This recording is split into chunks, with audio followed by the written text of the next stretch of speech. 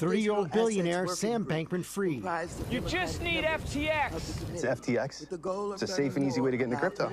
I don't think so. Super Bowl ads, naming stadiums, Steph Curry, Giselle Bundchen. We did a lot of things to try and bolster our reputation, to try and help our brand.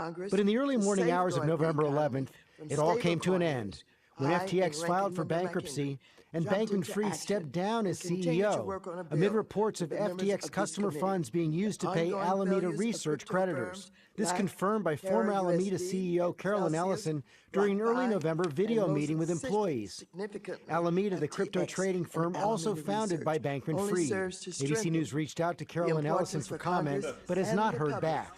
One of the reasons FTX went bankrupt is because FTX deposits were used to pay Alameda's creditors. Carolyn Ellison said you knew about that. Is that true? Best I can tell, Alameda did have a big position open on FTX. That position, I think, was very over-collateralized a year ago. There is a total market collapse, and specifically a large correlated collapse in its assets, over the last month, and to some extent over the last year, that threatened that position quite a bit. And I think that's, as best I understand, a lot of what happened then. I am no cryptocurrency expert, I'm no finance expert, but I don't think you answered my question. I always ask you, did you know that FTX deposits were used to pay off Alameda creditors? For the facts. That's why Joe Waters and I worked together to get this hearing in the books. The first bipartisan hearing of this committee. I don't know of FTX deposits being. We've worked together to invite two witnesses. One, Mr. Ray, is proven to be a reliable witness. Second, frankly, I look forward to getting his lies here on the record under oath. Nevertheless, the arrest of Sam Bankman-Fried is welcome news, but it still does not get at the bottom of what happened at FTX and why.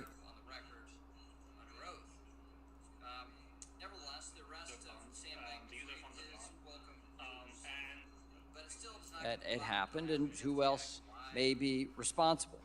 We need to understand the flow of funds between FTX and Alameda Research and the 130 related entities. We need to examine the actions of those who may have contributed to what has been called a, quote, complete failure of corporate controls, end quote. That quote comes from Mr. Ray, the newly appointed CEO. And we need answers for the U.S. platform customers stuck in limbo. But our work here, our work doesn't stop there. We have an obligation to do everything in our power to ensure this never happens again. But let's face it, there's an old saying, there's nothing new under the sun. And it's safe to assume that fraud and fraudsters have been around just as long as that phrase has been around.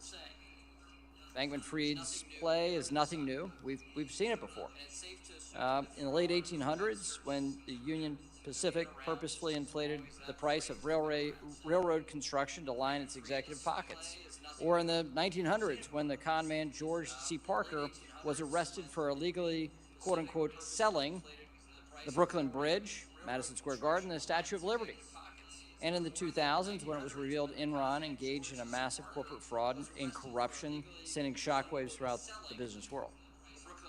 There are many comparisons you can draw between each one of these pretenders and the alleged actions of Mr. Bankman-Fried. It appears to be the same old-school fraud, just using new technology. But it's important to note, and I think it's very important to note, we still use railroads, we still buy and sell real estate, and we still rely on businesses to provide services. We have to separate out the bad actions of an individual from the good created by an industry and an innovation. So let me be clear. I believe in the promise of digital assets and those around the world building on blockchain technologies. And that's why I've worked and will continue to work to provide clear rules of the road for the digital asset ecosystem here in the United States. And that's how we protect American consumers and investors in this marketplace and allow innovation to occur here in the United States. I'll finish with this. We know the Securities Exchange Commission Chair Gensler's regulation by enforcement approach is not going to stop bad actors. Next year, I look forward to hearing from Mr. Gensler early and often. And we'll hear from him on how we can provide clarity on the application of our securities laws to trading platforms, which he has failed to do. The Financial Services Committee has an important role to play in this fact-finding mission, which we will start today and continue as we work towards a legislative outcome to prevent this from happening again. Thank you, Madam Chair, and I yield back. I want to welcome our witness for this hearing, John J. Ray III, who is the Chief Executive Officer of XTX Group. Without objection, your written statement will be made part of the record. You will have 5 minutes to present your oral testimony. You should be able to see a timer that will indicate how much time you have left.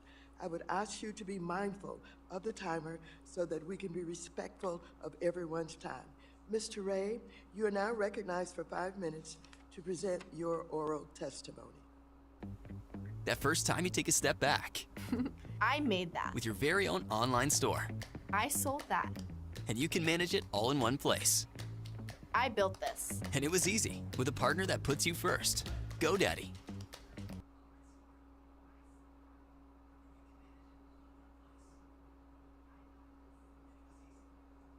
Tracking and reconciling business expenses across multiple systems can be disjointed. But with TravelBank's end-to-end expense and travel management system, you can gain control of your company's spend, manage travel, and even generate savings on one single platform. TravelBank, an affiliate of US Bank, works with your current accounting systems to quickly map expense data to your general ledger and provide employees the purchasing power they need right when they need it by syncing with any commercial card and even issuing virtual cards. Accounting teams have full visibility into any active cards, can manage spend, and even set up intuitive automated approval flows for the creation and submission of expense reports and travel booking policies. When employees are ready to book, TravelBank provides negotiated rates on flights and hotels, and travel agents are available 24/7 if any issues arise. Businesses can even opt in on our rewards program. Employees are encouraged to book under budget because each time they do, they earn points which can be redeemed for a variety of gift cards. Talk to our team today and start managing your payments, expenses, and travel all in one intuitive platform.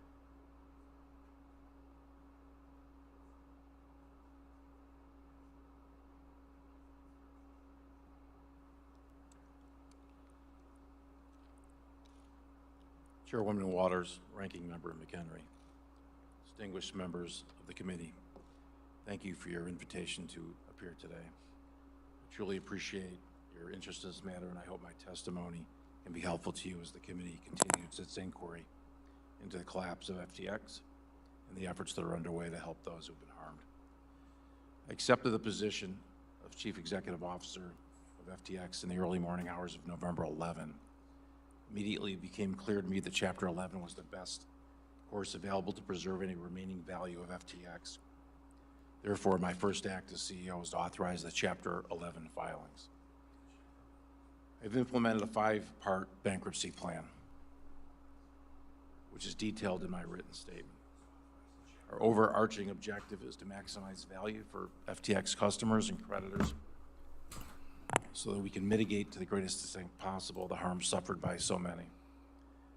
The FTX Group's collapse appears to stem from absolute concentration of control in the hands of a small group of grossly inexperienced and unsophisticated individuals who failed to implement virtually any of the systems or controls that are necessary for a company entrusted with other people's money or assets. Some of the unacceptable management practices identified so far include the use of computer infrastructure that gave individuals in senior management access to systems that stored customer assets without security controls to prevent them from redirecting those assets. The storing of certain private keys to access hundreds of millions of dollars in crypto assets without effective security controls or encryption. The ability of Alameda to borrow funds held at FTX.com to be utilized for its own trading or investments without any effective limits whatsoever. The commingling of assets, the lack of complete documentation for transactions involving nearly 500 separate investments made with FTX Group funds and assets, and the absence of audited or reliable financial statements, the lack of personnel in financial and risk management functions, and the absence of independent governance throughout the FTX Group. The fundamental challenge we face is that we're in many respects starting from near zero in terms of the corporate infrastructure and record keeping that one would expect in a multi-billion-dollar corporation. Still, in just over 4 weeks, we've instituted meaningful steps to gain command and control, and every week we gain a better understanding of what occurred and the path forward, all of which will be shared with interested parties and affected parties throughout the Chapter 11 processes. The scope of our investigation is truly enormous. It involves detailed tracing of money flows and asset transfers from the time of FTX's founding and complex technological efforts to identify and trace crypto assets. If you're an options trader, day trader, or stock trader, and you're losing money in the market right now, or you're not making enough returns, it's not your fault. You're actually swimming against sharks. But over the next 90 seconds, I'm going to show you a simple technique that could save you 3 years, or maybe 30 years, and literally turn you into an expert trader without the long years of trial and error. You'll discover how to get free trade picks from some of the best trading analysts in the industry with years of experience in hedge funds. Hi, I'm Dale Osborne from Buy Alerts. Our analysts, with the help of AI software, will show you when to go short and when to go long. Every trade is analyzed to ensure your success at investing. In the last few months, we've sent out over 2,000 trade alerts with more than 100 trades doing double and triple digit returns. Our traders have bagged returns as high as 1,766% in less than 48 hours, and we have a success rate of over 80% with a 6-month 100% money-back guarantee. Just a few years ago, our analysts were normal trader and hedge fund employees who discovered that the market was overwhelmingly rigged against everyday traders. Here's the hidden truth they don't want you to know about. While the everyday trader spends hours reading charts, studying financial reports, and doing technical analysis, the deep pocket hedge funds employ robots or AI to do all the work in a matter of seconds, collecting the majority of the gains in the market. In fact, according to Bloomberg, robots control the money you see sloshing in the US stock market. We decided to build an AI trading system based on the largest historical data set in the world. And then our experts use these results to select winning trades every day. With Buy Alerts, traders can focus on building their portfolio, while our trading analysts and cutting-edge AI technology do all the heavy lifting. Thousands of hours worth of research, all simplified into a few alerts. This is why when you click the button below and complete the quick registration, we'll send you free, carefully vetted trade picks. Some of our trade picks can soar as high as 1,766% in 48 hours, 750% in 48 hours, 650% in 24 hours, and more. You might be thinking, how is this even possible? Here's the bottom line. We can deliver these huge results because our proprietary system combines top-notch AI and years of experience from our pro analysts. Once you sign up as a full-time Buy Alerts trader, you get daily trade alerts to your phone via SMS, private coaching with our top analysts, plus a 6-month 100% money-back guarantee. To learn more about how to become a winning Buy Alerts trader and receive 100% of all these benefits, click the link in this video. Finally, you can say bye to spending long hours on trade charts and start earning like a pro. But we must warn you, these free alerts won't last for long. They're just too valuable to give away much longer. And there's a limited amount of spots available that we can allow into our nest. So if you're tired of playing the loser's game and want to automate your portfolio, click the button below to seize this opportunity. Ask yourself, do you want to spend an extra day trading the old way, losing money and missing out on amazing moments in your life? Or do you want to win We are in the process of collecting and reviewing dozens of terabytes of documents and data, including billions of individual transactions. We're leveraging sophisticated technology and expertise to identify and trace additional transactions and assets. While many things are unknown at this stage, we're at a very preliminary stage, many questions remain. We know the following. First, customer assets at FTX.com were commingled with assets from the Alameda trading platform. That much is clear. Second, Alameda used client funds to engage in margin trading, which exposed customer funds to massive losses.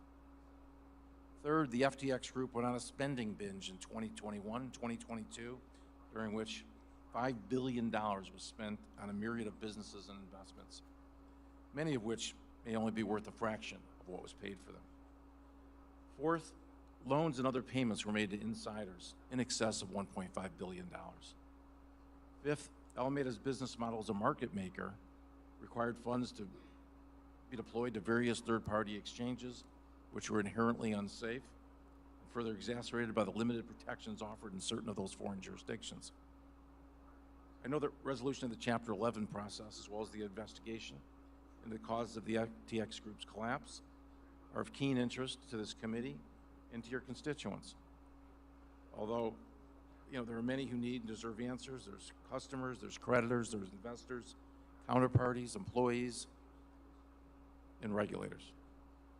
We're positioning ourselves to provide each of these constituents with answers that they deserve. Although a bankruptcy proceeding of this unprecedented nature will take some time to run its course, I'm committed to working as quickly as possible to investigate. Used to pay off Alameda creditors. Are you, which creditors are you referring to? Carolyn,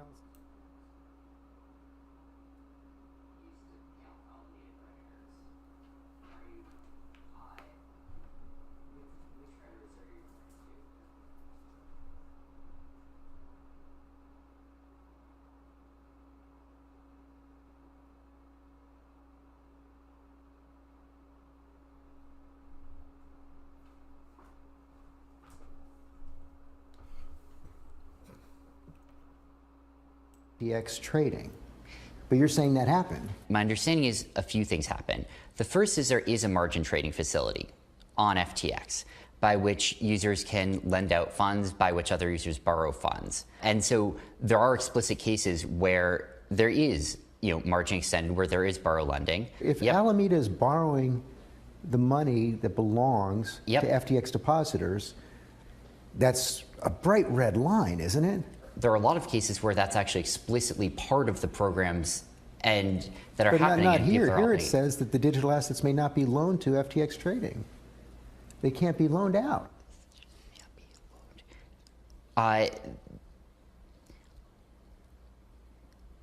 There existed a borrow lending facility on FTX.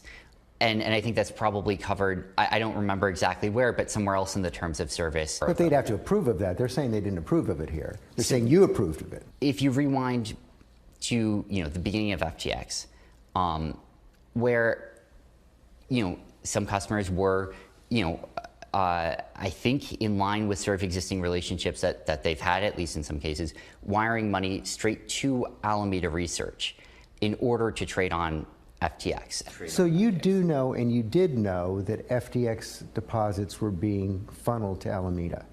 So I was vaguely aware that that was how some wires were being sent in the first place.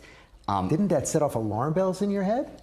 So there are a lot of people who are involved in that process. And look, I really deeply wish that I had taken a lot more responsibility for understanding what the details were of what was going on there.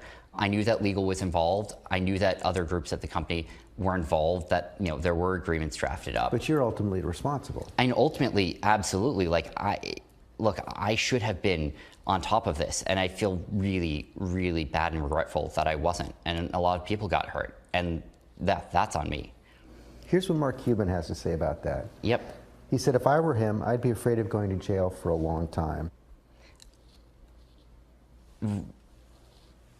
At the end of the day, it's not my call what happens, and the world will judge me as it will. Are you worried about going to jail? There are a lot of things that are worrying me right now. And, you know, as best as possible, I'm trying to focus on what I can do going forward to be helpful and, you know, let whatever, you know, regulatory and legal processes are happening play out as I will. I do want to move on, but just finally on this. This is really a yes or no question. Yep. Carolyn Ellison says you knew that FTX funds were being funneled to Alameda. Did you know that? I knew that there is an open margin position there and that involved I know, but that's not what I'm $1 asking. If she's in court and you're in court and she's under oath and you're under oath and you're asked, did you know that these funds were being funneled to Alameda, what is your answer?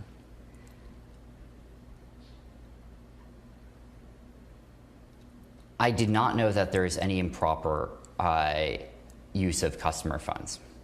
You also took out a $1 billion loan. What was that for? That was generally for reinvesting in the company. That was not for, you know, consumption. You know, to my knowledge, I have basically nothing left. You know, basically everything I had was invested in the business. I expect I'm gonna have nothing at the end of this. I think I had $100,000 left in my bank account last I checked, and I think I have, you know, one credit card working with that right now. Earlier this summer, you thought you had, what, 32 billion? Probably 20, but a whole lot more than I do now. I can't imagine what it feels like to go from $20 billion to $100,000. Yeah, I mean, it's been a really humbling fall in a lot of ways. How do you explain the failure? Was it inattention, arrogance? It's a good question. Was it unethical? Some part of it was just literal distraction. I really should have spent some time each day taking a step back and saying, what are the most important things here, right? And like, how do I have oversight of those and make sure that I'm not losing track of those? And frankly, I did a pretty incomplete job at that. I spent a lot less time looking at assets and looking at balances and positions because that's not where revenue came from. And so I wasn't seeing it as a core business driver. Obviously, it was a core risk, and that was a huge mistake of mine to not think more about that. You said one of your great talents in a podcast was managing risk. That's right, and well, it's obviously wrong. Well, I think that there's something maybe even deeper wrong there, which was I wasn't even trying. Like, I wasn't spending any time or effort trying to manage risk on FTX. And that obviously that's a stunning admission. What? That's a pretty stunning admission. Yeah, I mean, I don't know what to say. Like, what happened. And like, if I had been spending an hour a day thinking about risk management on FTX, I don't think that would have happened. I think I stopped working as hard for a bit. You know, honestly, if I look back on myself, I think I got a little cocky, maybe more than a little bit. And I think part of me, like, you know, felt like we'd made it. As I said, that was a pretty stunning admission. The whole job of the head of a firm like that is managing risk. Risk, exactly. And he reached out. He desperately. He went against the advice of his lawyers. He thanked me at the end. Like I said, we talked for close to 2 hours, and you saw he didn't flinch from the tough questions. But even though he had a hard time at times answering them, and you know, he just wants to speak his mind. Now, one of the reasons he said he wants to speak his mind is this: he still hopes that in some way he can contribute to the idea of getting some of the depositors' monies back. Now, I asked him, is that delusional? Because that's a lot of money. It's a lot of money, and he has no role in FTX right now, but he is facing several investigations at this point, but he wants to tell his side of the story. I wonder how the people who lost money will respond to this interview, because clearly he struggled to answer a lot of these key questions. We will see. Yeah. All right, George, thanks so much. Well, hey there, GMA fans. Robin Roberts here. Thanks for checking out our YouTube channel. Lots of great stuff here. So go on, click the subscribe button right over here to get more of awesome videos and content from GMA every day, anytime. We thank you for watching, and we'll see you in the morning on GMA.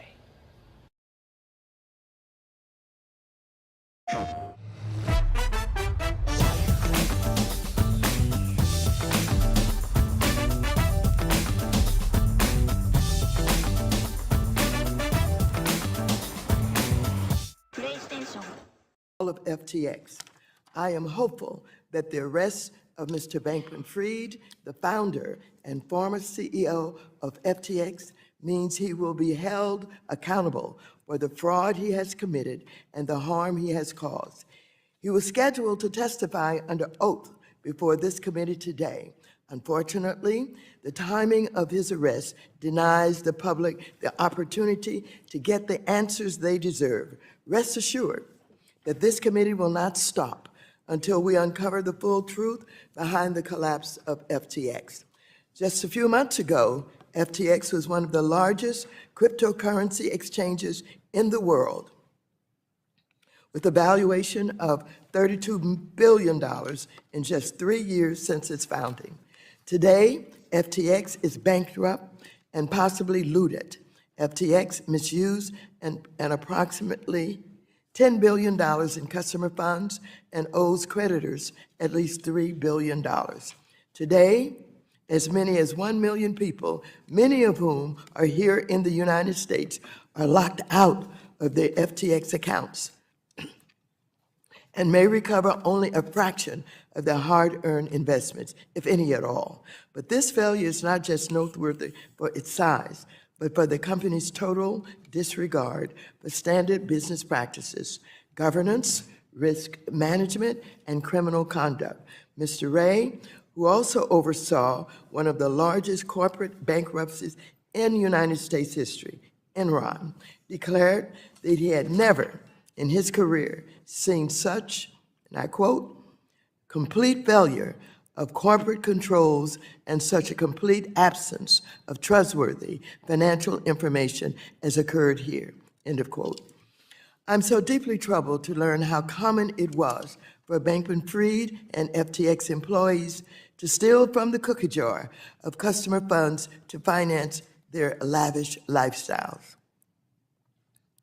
Today, this committee will dig deeper into Mr. Ray's findings with the hopes of piecing together the events that led to the collapse of FTX and the subsequent harm to millions of customers who put their trust in the platform. We will also look at FTX's deep ties with Alameda, a crypto hedge fund predominantly owned by Bankman-Fried that gambled away billions of dollars in customer assets that were inappropriately transferred from FTX. And importantly, we will hear how Mr. Ray and his team are trying to recover funds for customers by piecing together Bankman-Fried's broken record-keeping and by identifying potentially unlawful transfers to himself as well as his friends and family. Under my leadership over the past 4 years, this committee this stuff is hard to listen to, I swear, man.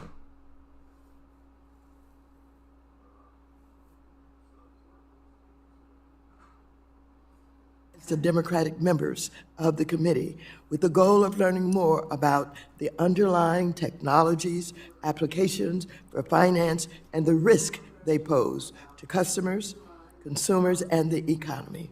When the President's Working Group on Financial Markets urged Congress to safeguard the economy from stablecoin risk, I and Ranking Member McHenry jumped.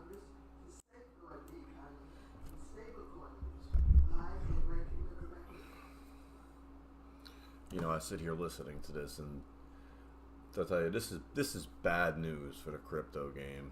This is really bad.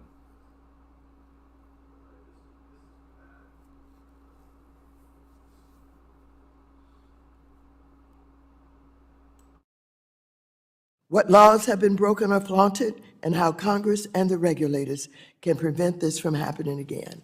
I want to say that I'm pleased that the committee's efforts have pushed enforcement agencies across the country to take greater action against bad actors who misuse customers' funds. I also applaud the SEC for authorizing separate charges relating to Mr. Bankman-Fried, and I look forward to additional actions to hold him accountable and make customers more whole again. I yield back. And I now recognize the ranking member of the committee, the gentleman from North Carolina, Mr. McHenry, for 5 minutes. Thank you, Madam Chair.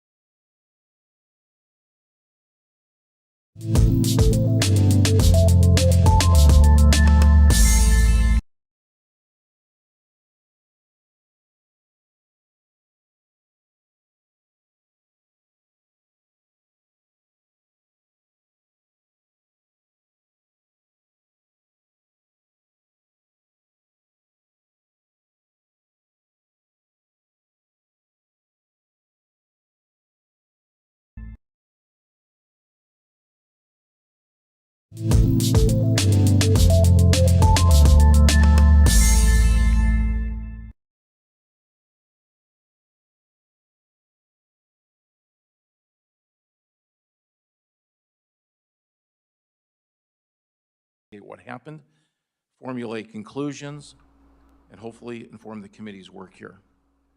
I should note that my ability to comment on certain of the matters today will be inherently limited by the state of FTX's records, ongoing bankruptcy proceedings, and of course the numerous ongoing investigations by the U.S. law enforcement regulators.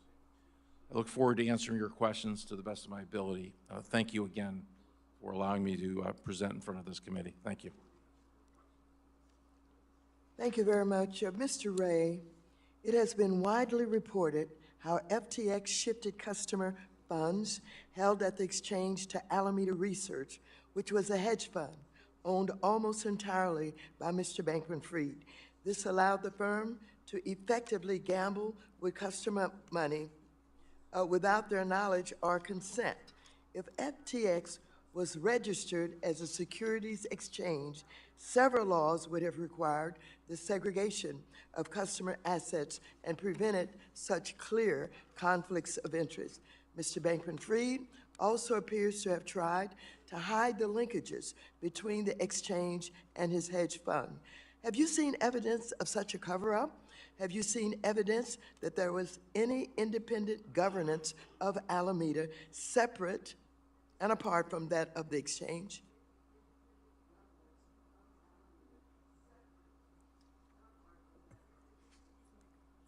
The operations of the XTF group were not segregated. It was really operated as one company. As a result, there's no distinction virtually between the operations of the company and who controlled those operations. Are you a day trader struggling to see significant returns? Why don't you watch my free commodity trading web class where I share how you can make significant gains when compared to usual day trading. My name is Candace Pendleton. I'm Dean and System Creator of the A-Trade Explosion. I've been trading for over 25 years. I was the former commodities trading head coach for Lincoln Financial. Lincoln discovered my trading system and leased it for over 4 years. I taught my system to thousands of his students. I offered my 30-day challenge to his students that they could learn my system in less than a month or their money back. It was a huge success and we had 0 returns. That trading system is called the A-Trade Explosion software. It is powerful because with it, you can find the perfect intraday trades. And in my free web class, you will learn the exact same system and see 250 of my high.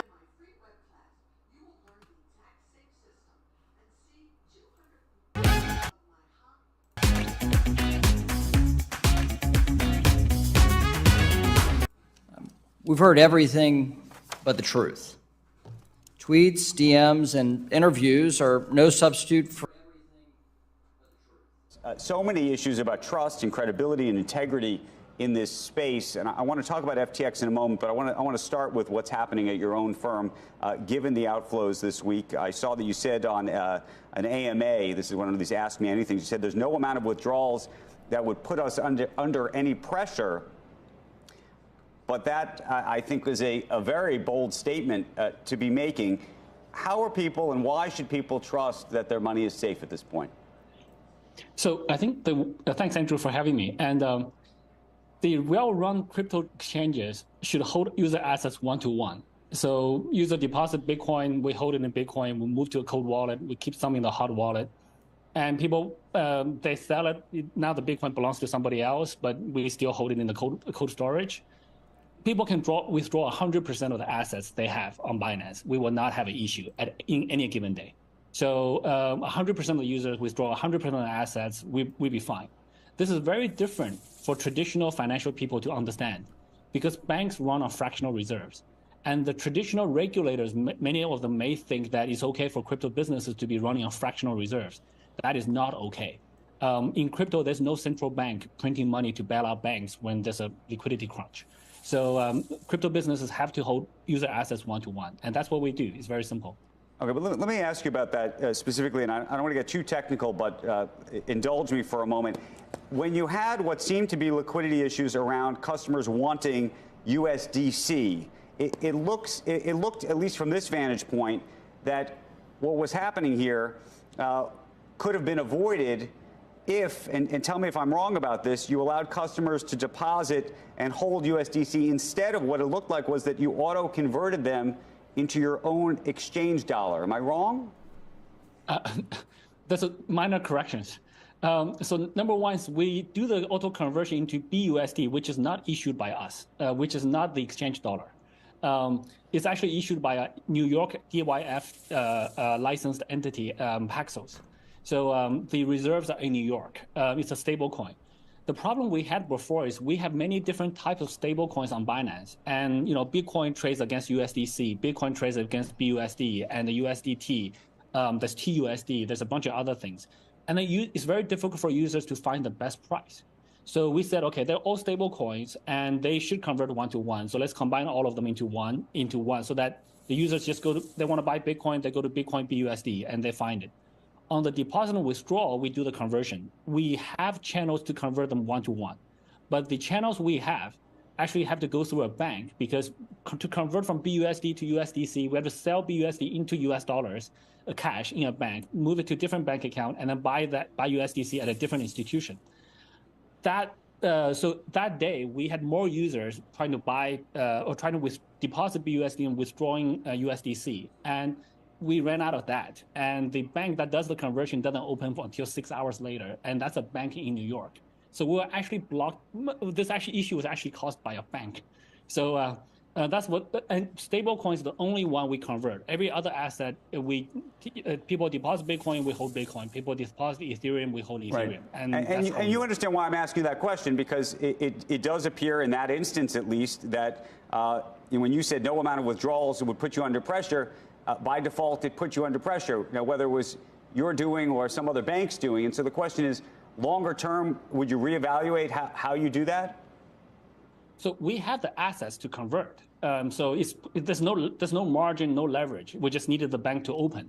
So the bank opened 6 hours later, it was fine.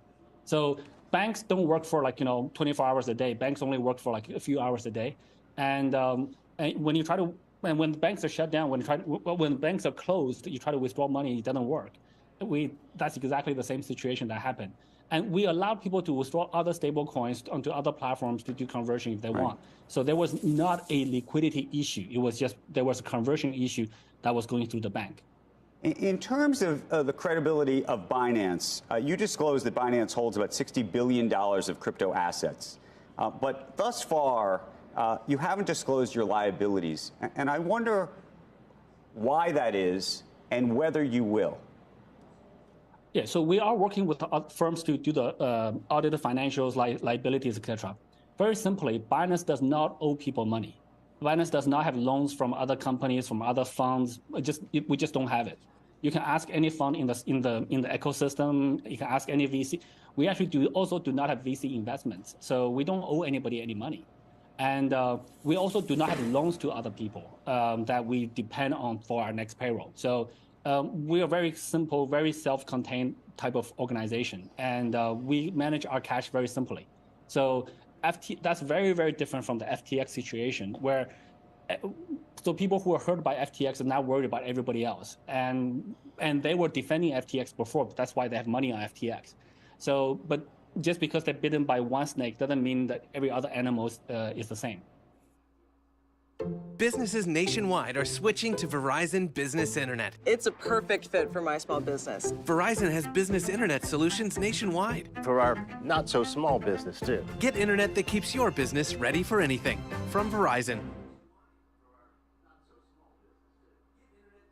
I want to understand how much money you lost in the context, but I also want to understand how the investment and this ambassadorship happened. At the time that it happened, you did disclose it, but I want to understand how you went from calling crypto garbage at one point, as you know, to deciding that this was something that you were going to stand behind. Yes, I recall that conversation, calling it garbage, right here on this show in 2017. That was a time when a New York hotel was being tokenized here, and I was looking at that, and the regulator let me know they were not happy with that idea.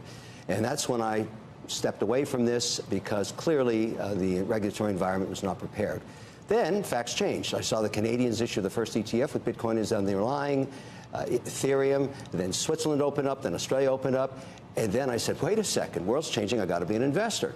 And that started my journey. I'm an investor in the largest regulated exchange in Canada, called WonderFi. The wallets are called BitBuy. We're regulated by the OSC. I have my accounts up there. Right.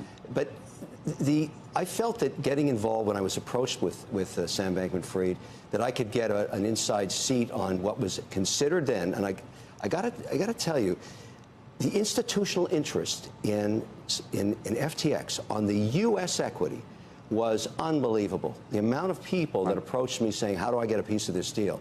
And I said at that time, I am a paid spokesperson. I cannot bring you as an LP. Not a single dollar that I lost is anybody else's money except mine. That's important for me because that's an issue. How much were you paid? Total deal was just under $15 million, all in, including a bunch of agents that I had to pay because I needed SAG-AFTRA release to be able to do commercials for it, and when I did that. I put about $9.7 million into crypto. I think that's what I've lost. It's all at zero. I don't know because my account got scraped a couple of weeks ago. All the data, all the coins, everything. So then I lost the money I invested in the equity as well. Those are zeros too. It was not a good investment, Andrew, okay? I don't make great investments all the time. Luckily, I make more good ones than bad ones, but that was a bad one. Okay, let me ask you this, though. When you made this arrangement, this is back in August 10th, 2021, you said the following. You said, to find crypto investment opportunities that met my own rigorous standards, that was your phrase, of compliance, I entered into this relationship with FTX. It has some of the best crypto exchange offerings I've seen on the market. Yes. Given that you were the spokesman and ambassador for this company, yes, because what kind of diligence did you do around this issue of compliance, given where we sit today? I obviously know all the institutional investors in this deal. We all look like idiots. Let's put that on the table, okay? We relied on each other's due diligence, but we also relied on another investment theme that I felt drove a lot of interest in FTX. Sam Bankman-Fried is an American. His parents are American compliance lawyers. There were no other American large exchanges to invest in if you wanted to invest in crypto as an infrastructure play. So many of us said, wait a second, who's coming to this deal? We knew, for example, This sounds like groupthink. Did you know there was no CFO? Look, at the end of the day, to say that there was no CFO is also a bit of a falsehood. This was a nascent industry with a disruptor at its helm, creating positions that didn't have traditional names, okay? That's just the way it was. In retrospect, yes, it's a mistake. However, I feel obliged at this point to go to the end of this, particularly... What does that mean? It means that I need to find where the money went. I'm going to start with my own journey, with my own account. Bankman-Fried reached out to me last Saturday, and I said, look, Sam, I am just one investor, but my account has a zero in it, and there are no accounting records. Where did the money go? And to the extent you can help me, tell me, point me in the direction, because I will, on behalf of every other shareholder, go find where this money is. The next day we talked for over an hour, and he walked me through his scenario, and I learned a lot. Now, sorry? What did you learn? I learned, first of all, I said, what was the large drawdown of your capital? Where did the cash go? One of the biggest uses of cash was to buy back his shares from Binance, which owns 20% of his exchange. And the reason he had to do that, according to him, was that every time they applied for a license anywhere, the Know Your Client got jammed up with Binance, where the ownership is opaque. And he had to buy it back. That cost him a lot, a couple of $1 billion. But do you think that he was taking customer funds to do that? Yeah. Did he take that money from customers to get it? Well, the only way to answer that question, and I told him, and he agreed. I said, look, Sam, you start this journey with me, and wherever the chips fall, that's on you. Because, we're talking about this. I'm going to pursue it. I agreed last night when Pat Toomey called me to sit on that committee next week. I will be a witness there. You plan to testify? I've agreed to testify. He called me last night around 8 o'clock. I agreed to testify. I've spent a lot of my time on the Hill. Angie's List is now Angie, and it's easier than ever to get your projects done right. With Angie, you can connect with top pros and see ratings and reviews. And when you book and pay through Angie, you're covered by our happiness guarantee. Check out Angie.com today. Angie, and done.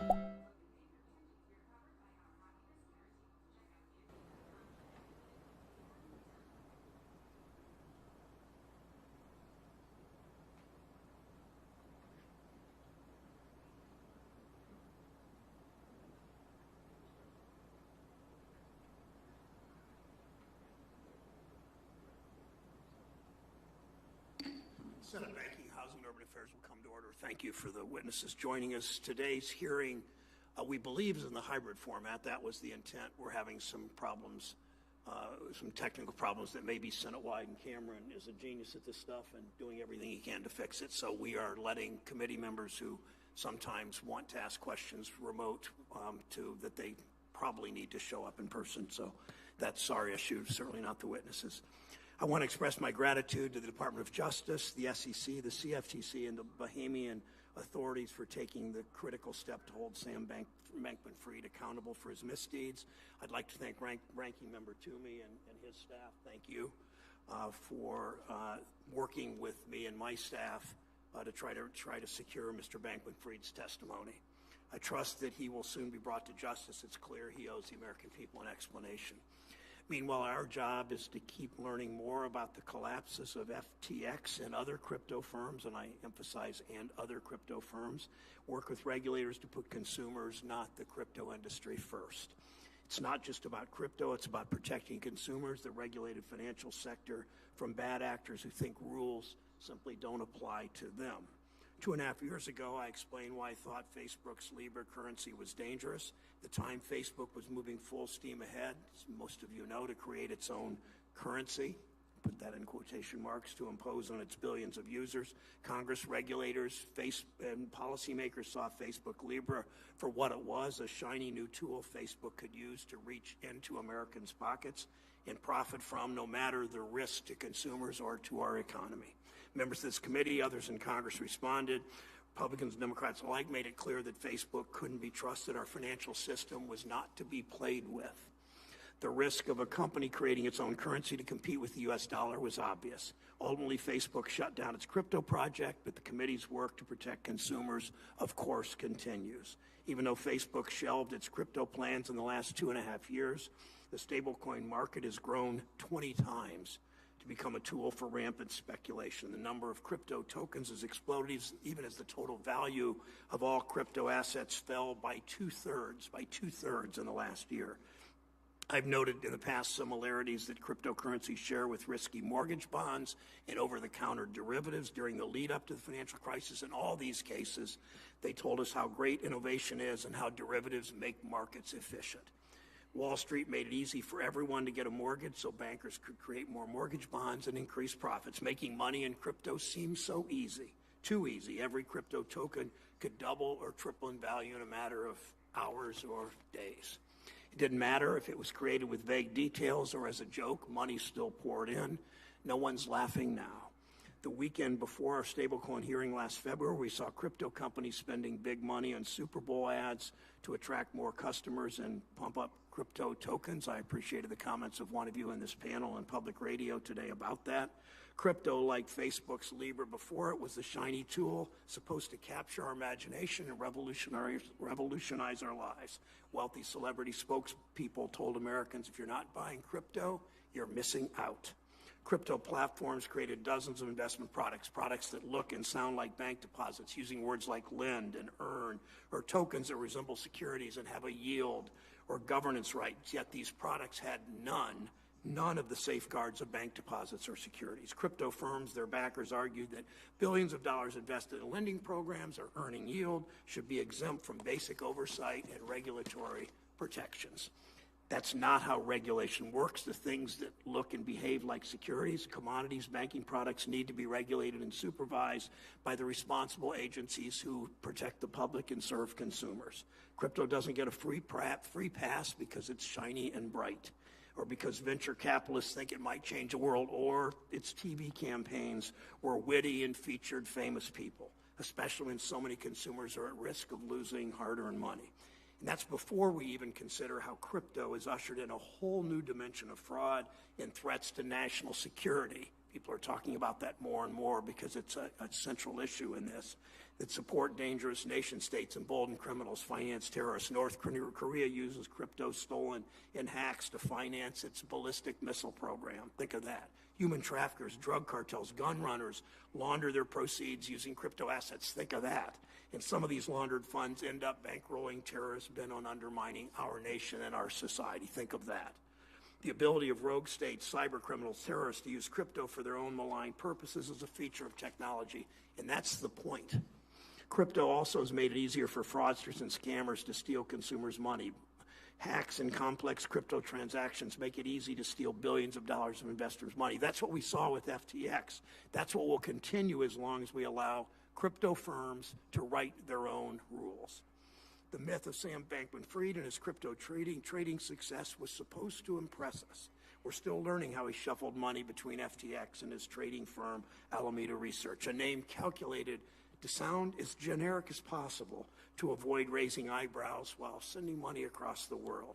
FTX and Alameda Research took advantage of the crypto industry's appetite for speculation. They were able to borrow and lend from other platforms and invest in other crypto firms, inflating the crypto ecosystem and growing their own profits. Even this summer, as crypto values crashed and platforms began to fail, FTX and Alameda found ways to benefit. In one case, FTX made a $250 million loan to a platform. Using its proprietary token, and Alameda borrowed client deposits worth more than twice that from the platform. All the while, venture capitalists and other big investors, shame on them, fell for it. They were caught up in the speculative frenzy, missed the red flags, and FTX showered Mr. Bankman-Fried with more and more money, and now it's most likely gone. It's no surprise in 2018, Alameda solicited investors by guaranteeing 15% returns with no downside. That's more than the guaranteed 11% that a guy named Bernie Madoff offered. With Madoff and with Sam Bankman-Fried, investors didn't ask questions for fear of missing out. It's a good reminder that most guaranteed investments are, in fact, too good to be true. In this story, Bankman-Fried was the shiny object. Now he's the villain, possibly worse. But this story is bigger than one person or one firm, and that's the point of this hearing. It's not just about misconduct at FTX, but about how to protect consumers in the financial system from unregulated crypto projects. For many investors, it might be too late. I've heard from far too many Ohioans who have money stuck at FTX. .us that they tried to get out before it filed for bankruptcy. But despite Bankman-Fried's assertion that the U.S. side of FTX should be fine, court proceedings are likely to drag on and on. If we're going to learn from FTX's meltdown, we must look closely at the risks from conflicts at crypto platforms that combine multiple functions. It means thinking about the kinds of disclosure that consumers and investors really need to understand how a token or crypto platform works. We can look to existing banking and security laws for time-tested approaches to oversee and examine entities that want Americans to trust them with their money. To protect consumers in the financial system, we need a comprehensive framework that looks at crypto products for what they are, not looking at these products the way crypto executives want them to be or want to tell us they should be. I look forward to working with Treasury Secretary Yellen. We've been working with her to step up and lead this government-wide regulatory approach, and the other financial regulators assure there's an all-of-government approach, just as we've done in the past. Anything less simply won't work. Senator Toomey. Thank you, Mr. Chairman, and I want to thank our witnesses for joining us this morning. We're here to discuss the fallout after the collapse of FTX, and some Americans very likely suffered significant losses from the bankruptcy of FTX and Sam Bankman-Fried's misconduct. On Monday, we saw the arrest of Mr. Bankman-Fried, and this came as a surprise to no one, with the possible exception of Mr. Bankman-Fried. We owe it to each customer to get to the bottom of the FTX implosion, and any violations of the law should be aggressively prosecuted.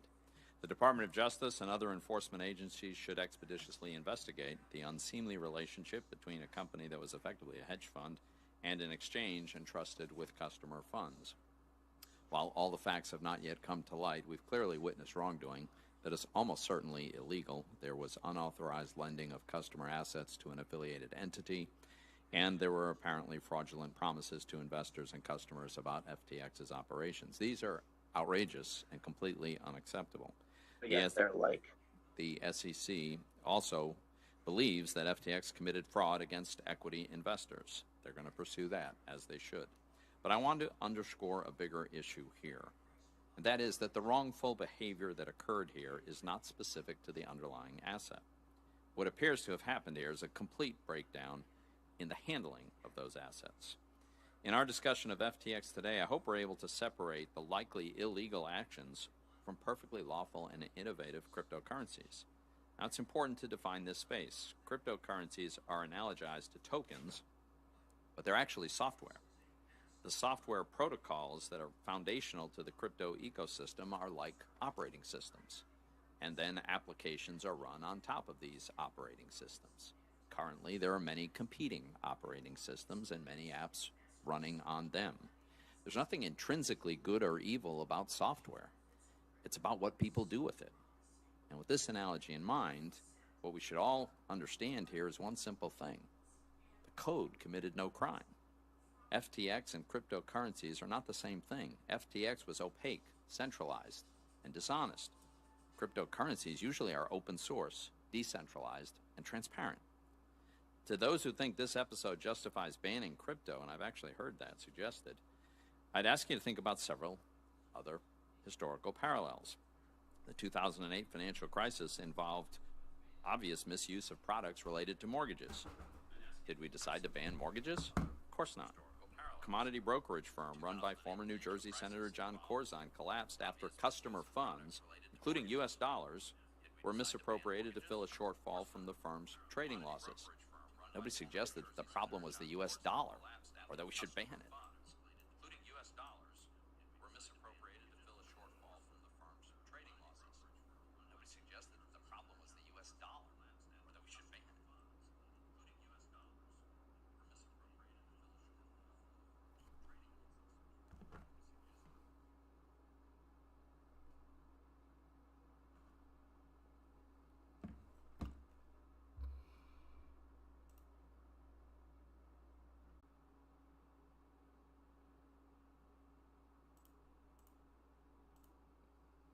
Here we go.